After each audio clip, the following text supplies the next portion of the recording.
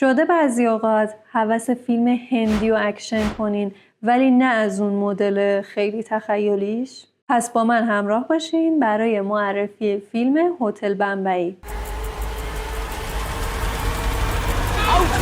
سلام بچه ها، چطورین؟ من کیمیام. به منطقه من و کانال خودتون خیلی خیلی خوش اومدین. این سری از ویدیوها رو اختصاص دادیم به برنامه‌ای به اسم معرف فیلم آثار گم شده و توی این سری از ویدیوها من قراره فیلم‌های خوب و محبوبم رو بهتون معرفی کنم که خیلی کمتر راجع بهشون گفته شده، شنیده شده و آدمای کمتری هم دیدنشون.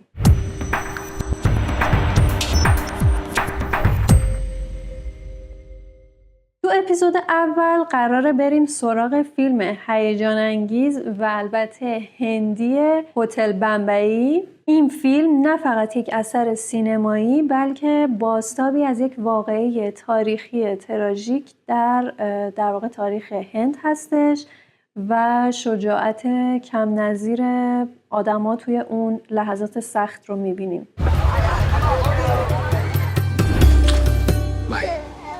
Goodbye. Welcome to the Taj, home to statesmen and celebrities for over a century. Wow. Remember always, here at the Taj, Thank you. We hope we'll have a good stay. guest is God. Oh, look at that. It's amazing. There's a whole other room back here. Let's move. داستان فیلم بر اساس حملات تروریستی که در هتلی در بمبئی در سال 2008 اتفاق میفته روایت میشه. در واقع در اون برهه زمانی تروریستا به جاهای مختلفی حمله میکنن که یکی از این جاها هتل تاج در شهر بمبئی هسته.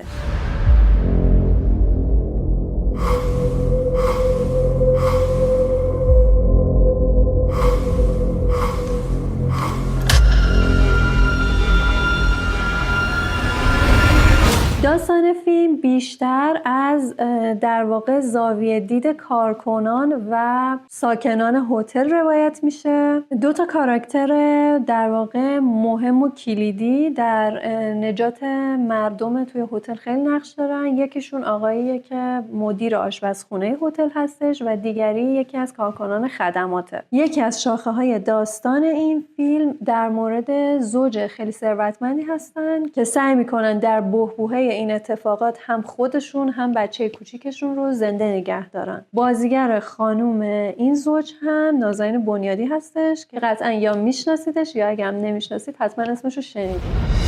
Chaos has erupted in Mumbai with multiple bombings and armed gunmen rampaging through the city. Let them in! Look, I don't think you understand. There's been an attack and we're not safe. حقایق جالبی هم در مورد پشت صحنه این فیلم عنوان کردن. خب یکیش که همون تاریخچه واقعیشه، یعنی حمله به هتل تاج بمبئی بخشی از یک عملیات بزرگتر بوده که گفته شده در واقعیت 60 ساعت طول کشیده و متاسفانه منجر به مرگ 106 انسان بیگناه شده. فکت دومی که در موردش وجود داره لوکیشن فیلم برداریشه. گفته شده که خیلی از صحنه ها در خود هندوستان فیلم برداری نشده و در استرالیا ضبط شده و حتی هتل تاج رو هم در همون استرالیا بازسازی کردن که در واقع جزئیات معماری که در بازسازی هتل تاج در واقع پیش گرفته بودن خیلی تحسین برانگیز بوده. Switch off the lights. Under the tables. Terrorists have laid siege to the landmark Taj. همونطور که بهتون گفتم دو تا کاراکتر اصلی در نجات جون آدما خیلی تاثیرگذار بودن. حالا گفته شده که اون کارمند خدماتی یک کاراکتر خیالی و پرداخته شده در فیلمنامه است، اما کاراکتر مدیر آشپزخونه در واقعه اصلی هم وجود داشته. With as many as 1,000 guests and over 500 staff trapped inside. گفته شده که در واقعه اصلی نیروهای ویژه خیلی نقش پررنگتری در نجات جون آدما داشتن، اما توی فیلم تصمیم بر این بوده که در واقع کارمندا و کارکنان خود هتل در واقع این نقش کلیدی رو ایفا کنن.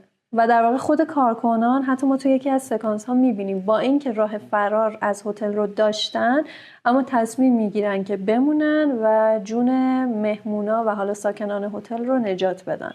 منتقدان در راتن تومیتوز امتیاز 76% رو بهش دادن که حالا نمیتونیم بگیم که خیلی امتیاز تاپیه، ولی برای فیلمی که آنچنان سر صدایی نکرده به نظر من امتیاز خیلی خوبیه.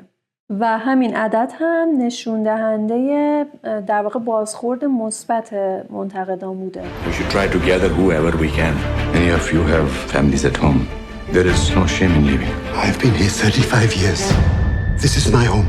منتقدان به طور کلی بازی بازیگران رو خیلی تحسین کردن، اما گفتن که خود فیلم خیلی داشته دیگه روی خشونت مانور میداده و همین موضوع خیلی مخاطبان رو تحت فشار قرار داده.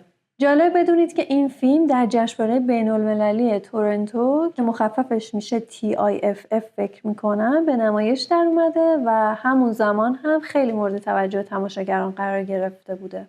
بعد از اکران این فیلم خیلی از مردم انتقاد کرده بودن که بازسازی چنین واقعه ناراحت کننده و غم‌انگیزی با وجود خشونت‌های زیادی که وجود داره، البته حالا به نظر من اونقدری که گفته شده خشونت‌های عجیب غریبی درش وجود نداره، ولی گفتن که به تصویر کشیدن همین موارد برای بازمانده ها میتونه خیلی ناراحت کننده باشه.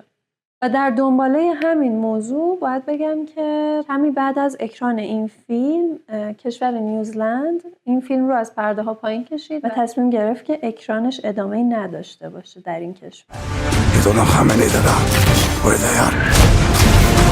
اما به طور کلی هتل بمبئی از نظر من فیلم تحسین برانگیزیه و درسته که یه واقعه ناراحت کننده رو به تصویر میکشه، اما خب شجاعت ها و جوانمردی هایی که در واقع در دل داستان وجود داره خیلی امیدبخش و دلگرم کننده است. آدمایی که تصمیم میگیرن جون خودشون رو به خطر بندازن برای اینکه کمک کنن و جون آدمای بیشتری رو نجات بدن.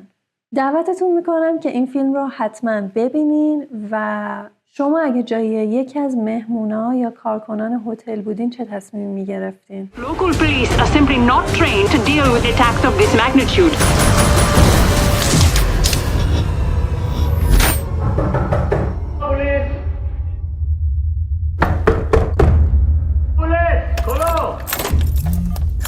Don't open the door, it's them!